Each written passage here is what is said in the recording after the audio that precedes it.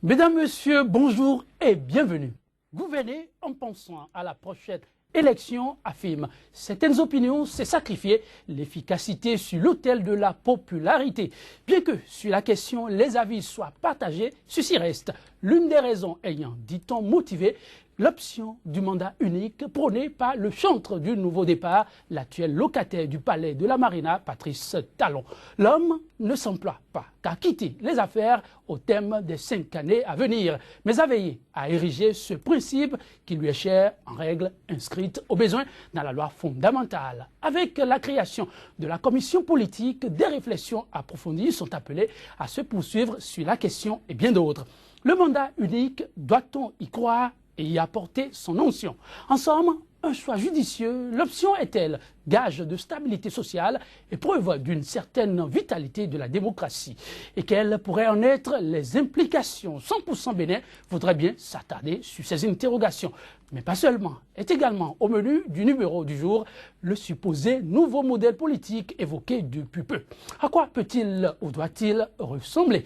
Et sur quel levier devra-t-il s'appuyer? Le débat, c'est tout de suite et maintenant. Mais avant, la une des quotidiens béninois dans leur parution du jour.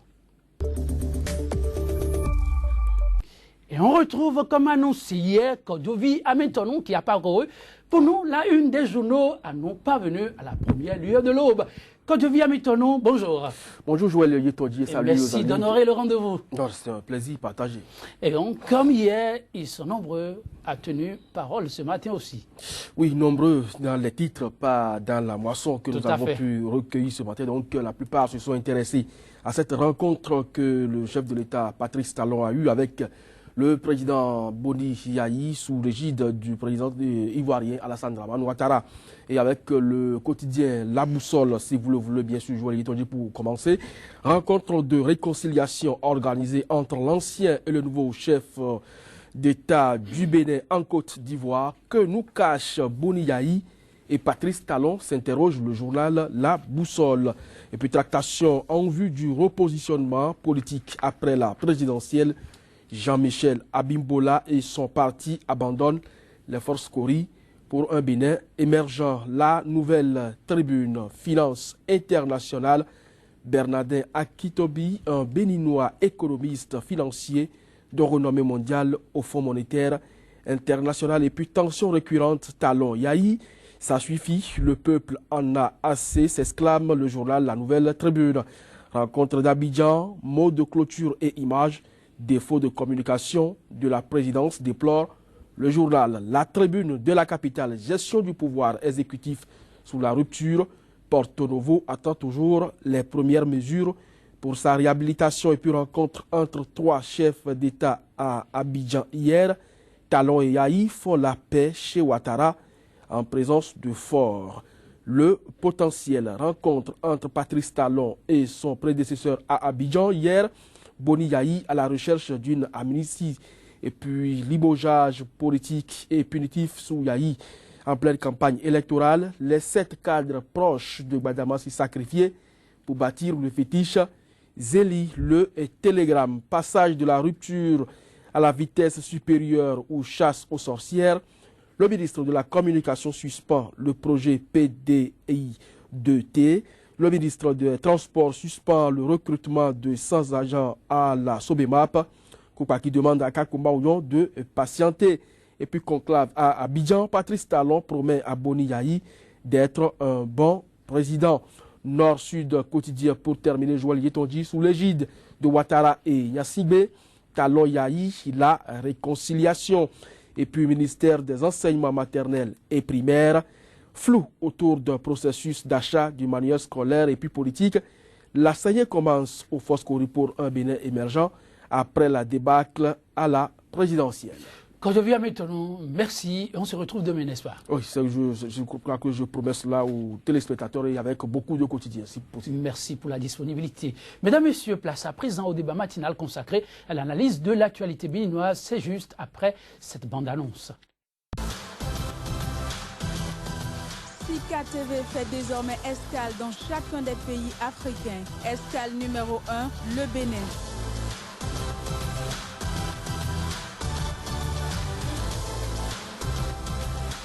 Retrouvez désormais sur Sika TV votre émission 100% Bénin consacrée exclusivement à l'analyse de l'actualité au Bénin. Pendant 45 minutes, la parole sera donnée aux spécialistes de l'information et autres analystes pour décrypter l'actualité socio-économique et politique.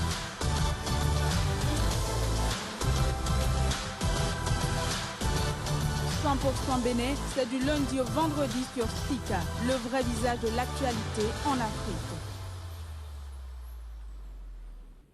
Mandat unique, nouveau modèle politique, loin d'être de simples mots ou des incantations, le régime de la rupture semble plus que jamais y accorder grand intérêt. Des jalons pour y arriver commencent à être posés. En préalable, est né un creuset pour poursuivre les réflexions. La commission politique, mandat unique et concept de nouveau modèle politique, des options porteuses d'espoir. Deux invités pour mener le débat avec nous.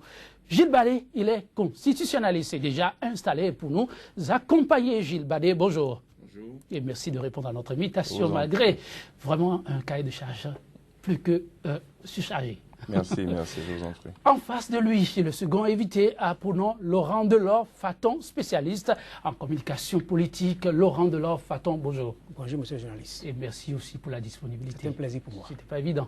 C'est un plaisir. Ah oui, le mandat unique, le chef de l'État y tient comme à la prunelle de ses yeux. Personnellement, à ce niveau, quelle appréciation, Gilles Ballet, faites-vous de l'engagement du nouveau chef d'État béninois? Merci beaucoup. Nous pensons que c'est d'abord un engagement symbolique, dans la mesure où, dans le contexte africain, la tendance est plutôt de tout faire pour se perpétuer au pouvoir, de tout faire pour ne quitter le pouvoir qu'après avoir épuisé non seulement les possibilités offertes par la Constitution, mais après avoir tenté ou réussi de modifier cette révision pour poursuivre. Donc, en nous disant, dès l'entame, avant même d'arriver au pouvoir, qu'il ne fera qu'un mandat, et en le répétant le jour de sa prestation de serment, il nous rassure. Il donne un autre type de gouvernance. Il montre qu'il n'est pas intéressé par le pouvoir pour le pouvoir, mais qu'il vient pour faire quelque chose de précis et laisser le pays dans de bonnes conditions entre de nouvelles mains.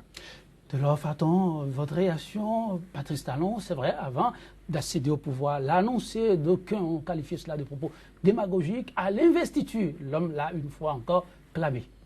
Je pense que nous devons en être fiers, comme le disait tout à l'heure M. Gilles Ballet. Il faut dire qu'au Bénin, c'est surprenant, mais s'il le dit, nous le croyons, et nous pensons qu'au fil des jours, il n'y aura pas un démenti, que le chef de l'État va respecter ce qu'il a dit, et que les pressions politiques et autres ne vont pas l'amener à changer de posture. Et s'il le fait, c'est bien. Nous avons comme référence Mandela, qui a fait un seul mandat. Ça veut dire qu'il veut se hisser au rang des grands hommes. Et ce sera à son natif et ce sera aussi un honneur pour le peuple béninois. À son natif et à l'honneur du peuple béninois, mais au-delà de sa personne, Patrice Talon voudrait bien offrir une nouvelle expérience au peuple béninois. Le mandat unique, un septénaire, Gilles Ballet. Oui, là, on peut être un peu plus réservé parce qu'il s'agit de modifier la Constitution pour, disons, renouveler ou en tout cas réinterroger le consensus de la conférence nationale qui a bel et bien dit que ce qu'il faut pour ce pays, c'est un mandat de 5 ans renouvelable une fois. Ce principe à valeur constitutionnelle a été rappelé par la Cour constitutionnelle qui a intégré ce principe dans les normes qui ne devraient pas faire l'objet de révision. Maintenant que le président propose d'élargir cela à l'ensemble de tous ceux qui vont compétir à l'avenir, il faudrait que certaines précautions soient prises. Vous avez parlé d'une commission qui est en place. Il faudrait qu'un large consensus soit obtenu au niveau de cette commission et qu'au-delà de cette commission, que ce soit toutes les institutions de l'État ou même au niveau général dans la population, il y ait véritablement un très très large consensus autour de cette question. Sinon, juridiquement, il ne sera pas possible de modifier la Constitution dans ce sens. Un septénaire pour la République. Comment trouvez-vous l'initiative? Il faut quand même dire que c'est un problème sérieux et c'est une question d'importance majeure. C'est une question d'importance majeure. Si vous vous souvenez, l'article 42 et 44 de la Constitution béninoise ont été les articles qui ont posé plus de problèmes. L'article sur lesquels il y a eu beaucoup de polémiques. Quand nous nous souvenons de 2005-2006, c'était tous les articles. Il y a eu tous les problèmes que nous avons connus. Quand à l'Assemblée, on a voulu modifier l'article 42, il y a eu un tollé populaire et les gens ont protesté. Quand le chef d'État du moins Mathieu Kérékou et Yahya Boni ont voulu modifier l'article 44, il y a eu toujours problème. Ça veut dire que le peuple béninois est attaché aux deux articles. Et les toucher, il faut être très prudent avant de les toucher. Et vouloir faire un mandat de 7 ans, moi je pense qu'il faut qu'on analyse la question de fond pour voir est-ce que le mandat de 7 ans nous avantage. Avant de me prononcer, je voudrais dire une chose. Supposons que vous êtes dans une maison et qu'un voleur un jour, vous avez déjà fait des années dans la maison, et qu'un voleur un jour venait à escalader la maison pour vous dévaliser la maison. La première réaction qu'il faut avoir, c'est de chercher à savoir par où il est passé et qu'est-ce qu'il faut faire pour l'empêcher de venir prochainement dans la maison pour la dévaliser. Oui, je ne pense pas qu'il faille démolir toute la maison. Parce que ce n'est pas la maison qui est en question. Ce n'est pas la maison qui a des problèmes, c'est la faille de la maison qui a des problèmes.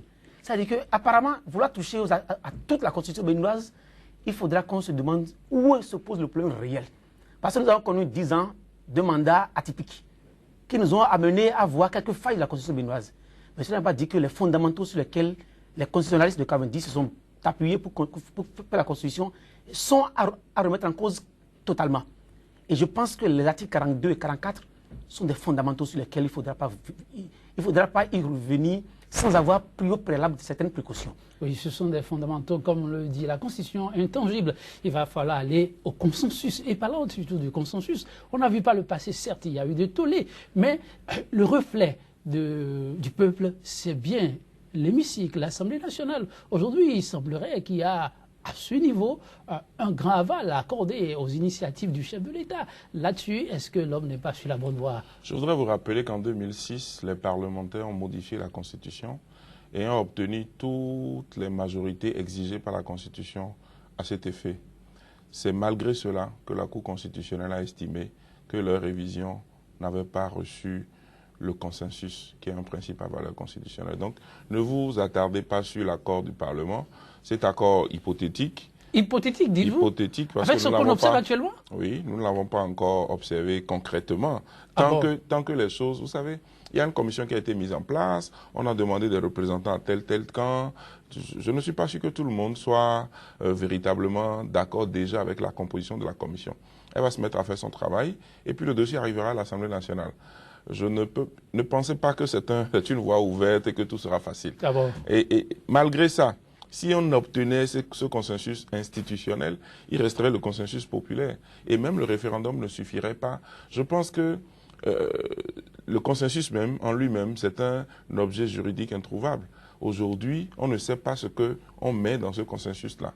Et les normes qui ont été protégées, je ne pense pas qu'il soit aussi facile de les enlever pour les remplacer. Il faudrait qu'il n'y ait pas vraiment d'autres sons de cloche au niveau de l'opinion publique, au niveau des intellectuels. Beaucoup de gens sont réservés sur le mandat unique. Moi-même, je m'interroge sur l'intérêt de mettre ça dans la Constitution. Si quelqu'un veut faire un mandat unique, c'est une très bonne chose. Il lui suffit de ne pas déposer sa candidature à la prochaine mandature. Mais doit-on changer? La plupart des pays dans lesquels on a changé le mandat, on a mis le septennat, on a mis à 7. La plupart de ces pays sont revenus au mandat de 5 ans, renouvelable une fois.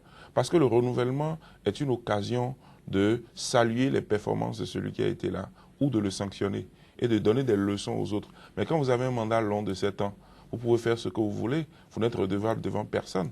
Et vous partez sans avoir eu l'occasion de voir si le peuple a apprécié, a approuvé ou a désapprouvé vos actions. Donc les débats vont être assez chauds sur ce point-là.